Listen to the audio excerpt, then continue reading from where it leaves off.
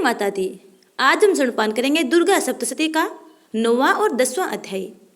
कथा शुरू करने से पहले यदि अपने चैनल को सब्सक्राइब नहीं किया है तो चैनल को सब्सक्राइब कर बेल आइकन को जरूर दबा लीजिएगा ताकि आगे आने वाली वीडियो के नोटिफिकेशन आप तक टाइम पर पहुंचते रहें। आइए कथा सुनपान करते हैं। राजा ने कहा, हे ऋषिराज, आपने रक्त बीज के वध से संबंध रखने वाला वृत्तांत मुझे सुनाया।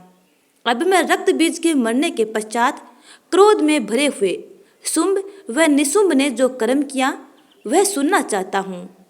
महर्षि मेधा ने कहा, रक्त बीज के मारे जाने पर शुंभ और निशुंभ को बड़ा क्रोध आया और अपनी बहुत बड़ी सेना का इस प्रकार सर्वनाश होते देखकर निशुंभ देवी पर आक्रमण करने के लिए दौड़ा। उसके साथ ही बहुत से बड़े बड़े असुर देवी को मारने के वास्ते दौड़े और महापराक्रमी शुंभ अपनी सेना सहित चंडिका को मारने के लिए आगे बढ़ा। फिर शुंभ और निशुंभ का देवी से घोर युद्ध होने लगा और वह दोनों असुर इस प्रकार देवी पर बाण फेंकने लगे जैसे मेघों से वर्षा हो रही हो। उन दोनों के चलाए हुए बाणों को देवी ने अपने बाणों से काट डाला और अपने शस्त्रों की वर्षा से उन दोनों दैत्यों को चोट पहुंचाई। निशुंभ ने तीक्ष्ण तलवार और चमकती हुई ढाल लेकर देवी के सिंह पर आक्रमण किया। अपने वाहन को चोट पहुंचे देखकर देवी ने अपने शूर पर नामक बाण से निशुंभ की तलवार व ढाल दोनों को ही काट डाला। तलवार और ढाल कट जाने पर निशुंभ ने देवी पर शक्ति से प्रहार किया। देवी ने अपने चक्र से उसके 2 टुकड़े कर दिए। फिर क्या था, दैत्य क्रोध के मारे जल भुन गया और उसने देवी को मारने के लिए उसकी ओर शूल फेंका, किंतु देवी ने अपने मुक्के से उसको चूर चूर कर डाला। फिर उसने देवी पर गदा से प्रहार किया। देवी ने त्रिशूल से गदा को भस्म कर डाला। इसके पश्चात वह फरसा हाथ में लेकर देवी की ओर लपका। देवी ने अपने तीखे बाणों से उसे धरती पर सुला दिया। अपने पराक्रमी भाई निशुंभ के इस प्रकार से मरने पर शुंभ क्रोध में भरकर देवी को मारने के लिए दौड़ा। वह रथ में बैठा हुआ उत्तम आयुधों से सुशोभित अपनी 8 बड़ी बड़ी भुजाओं से सारे आकाश को ढके हुए था। शुंभ को आते देखकर देवी ने अपना शंख बजाया और धनुष के टंकार का भी अत्यंत दुस्सह शब्द किया। साथ ही अपने घंटे के शब्द से, जो कि संपूर्ण दैत्य सेना के तेज को नष्ट करने वाला था, संपूर्ण दिशाओं में व्याप्त कर दिया। इसके पश्चात देवी के सिंह ने भी अपनी दहाड़ से, जिसे सुन बड़े बड़े बलवानों का मद चूर चूर हो जाता था, आकाश, पृथ्वी और 10 दिशाओं को पूरित कर दिया। फिर आकाश में उछलकर काली ने अपने दांतों तथा हाथों को पृथ्वी पर पटका। उसके ऐसा करने से ऐसा शब्द हुआ जिससे कि उससे पहले के सारे शब्द शांत हो गए। इसके पश्चात शिवदूती ने असुरों के लिए भय उत्पन्न करने वाला अट्टहास किया, जिसे सुनकर दैत्य थर्रा उठे और शुंभ को बड़ा क्रोध हुआ।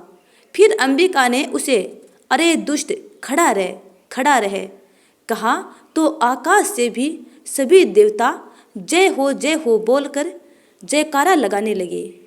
शुंभ ने वहां आकर ज्वालाओं से युक्त एक अत्यंत भयंकर शक्ति छोड़ी, जिसे आते देखकर देवी ने अपनी मोहलका नामक शक्ति से उसे काट डाला। हे राजन, फिर शुंभ के सिंहनाद से तीनों लोक व्याप्त हो गए। उसकी प्रतिध्वनि से ऐसा घोर शब्द हुआ जिसने इससे पहले के सब शब्दों को जीत लिया।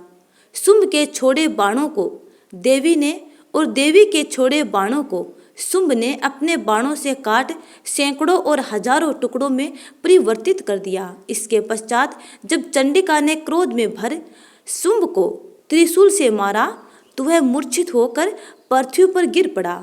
जब उसकी मूर्छा दूर हुई तो वह धनुष लेकर आया और अपने बाणों से उसने देवी काली तथा सिंह को घायल कर दिया।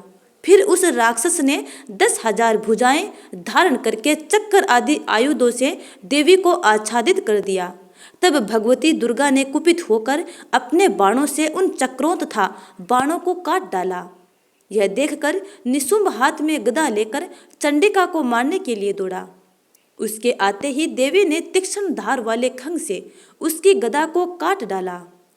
उसने फिर त्रिशूल हाथ में ले लिया। देवताओं को दुखी करने वाले निशुंभ त्रिशूल हाथ में लिए हुए आता देखकर चंडिका ने अपने शूल से उसकी छाती पर प्रहार किया और उसकी छाती को चीर डाला। शूल विदीर्ण हो जाने पर उसकी छाती में से एक उस जैसा ही महापराक्रमी दैत्य ठहर जा कहता हुआ निकला। उसको देखकर देवी ने बड़े जोर से ठाका लगाया। अभी वह निकलने भी न पाया था कि उसका सिर अपनी तलवार से काट डाला। सिर के कटने के साथ ही वह पृथ्वी पर गिर पड़ा। तदंतर सिंह दहाड़ दहाड़ कर असुरों का भक्षण करने लगा और काली शिवदूती भी राक्षसों का रक्त पीने लगी। कुमारी की शक्ति से कितने ही महादैत्य नष्ट हो गए।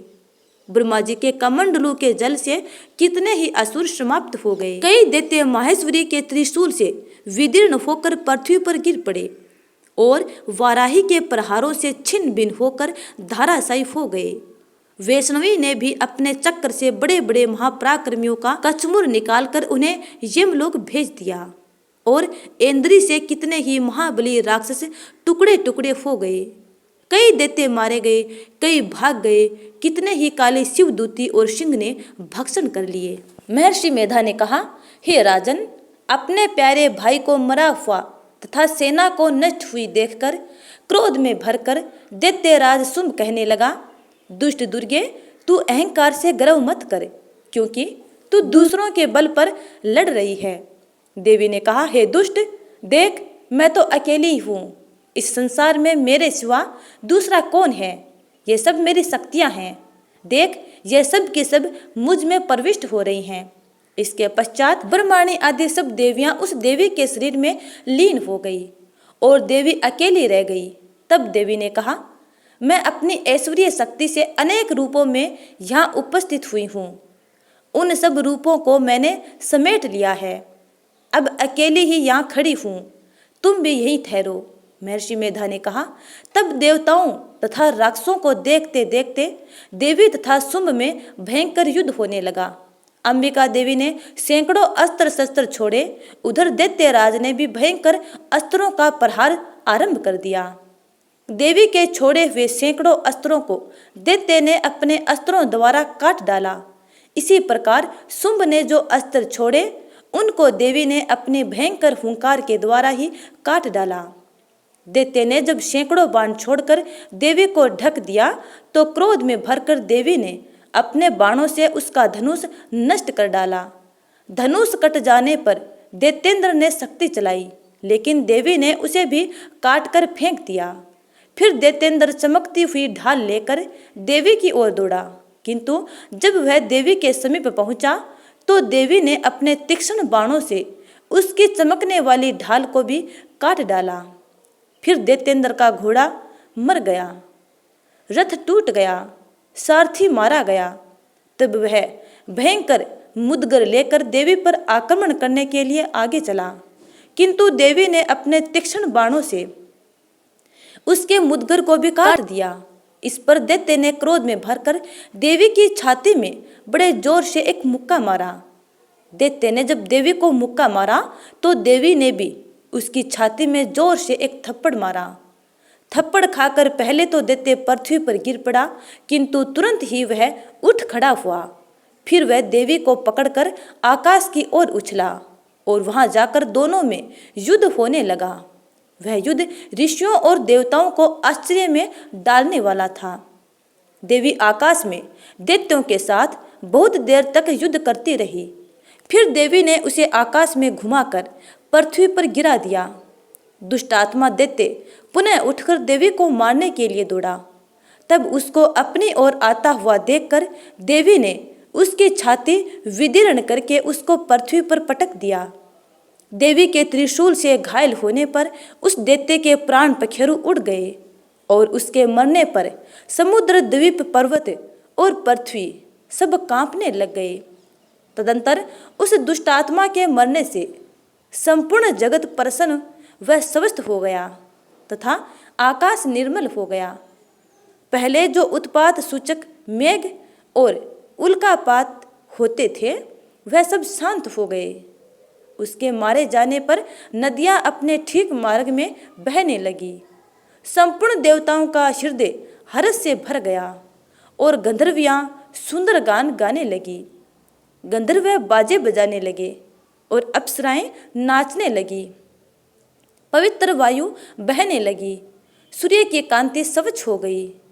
यज्ञशालाओं की बुझी हुई अग्नि अपने आप प्रज्वलित हो उठी तथा चारों दिशाओं में शांति फैल गई। तो प्यारे स्नेहजनों, ये था 9वां और 10वां अध्याय। उम्मीद करती हूँ कि आपको ये कथा अच्छी लगी है। यदि अच्छी लगी है तो लाइक कमेंट कर देना और अगले अध्याय का इंतजार करना। तब तक के लिए जय श्री राधे।